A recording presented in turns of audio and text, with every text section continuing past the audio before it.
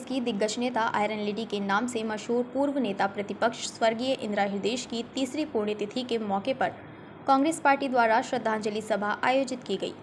श्रद्धांजलि सभा सौरभ होटल के प्रांगण में आयोजित हुई। स्वर्गीय इंदिरा हृदयेश के पुत्र सुमित हृदयेश सहित उनका पूरा परिवार इस मौके पर साथ नजर आया। वहीं श्रद्धांजलि सभा के दौरान कांग्रेस के तमाम नेता मौजूद रहे।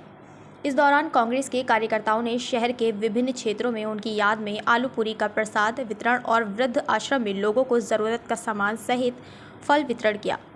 सभी नेताओं ने स्वर्गीय इंदिरा हृदयेश की तीसरी पुण्यतिथि के अवसर पर उनको श्रद्धांजलि अर्पित करते हुए उनके द्वारा उत्तराखंड राज्य और ख़ास तौर पर हल्द्वानी शहर के लिए किए गए कार्यों को याद किया।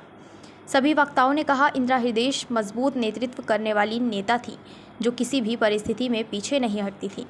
उन्होंने हल्द्वानी को विकसित करने में अपनी बहुत बड़ी भूमिका निभाई है, जिसे कभी भी भुलाया नहीं जा सकता। समय की गति कितनी तेज है, ये आज विश्वास हुआ कि 3 साल हो गए।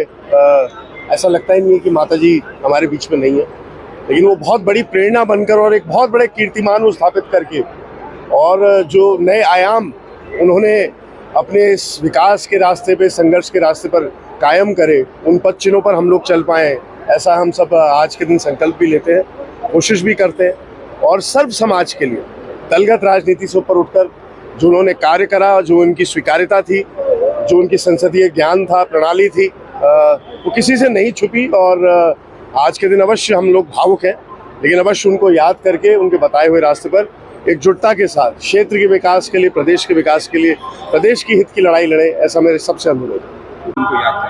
देखिए, एक ऐसी लेडी जो अपने शब्दों पे कायम रहती हो और जिसके पास एक विजन हो और जो बहुत मजबूत, जिनको आयरन लेडी के नाम से जानते हैं, एक मजबूत कांग्रेस की शख्सियत के रूप में मैं उनको जानता हूं। और अपने से छोटों को कैसे राजनीति करनी चाहिए, कैसे डेवलपमेंट करना चाहिए, उसके लिए एक वो इंसाइक्लोपीडिया थे और उनसे बहुत सारी चीज़ें युवा जो थे वो सीखते थे। और आज उनकी तीसरी पुण्यतिथि है, उसमें मैं भी प्रतिभाग कर रहा हूँ।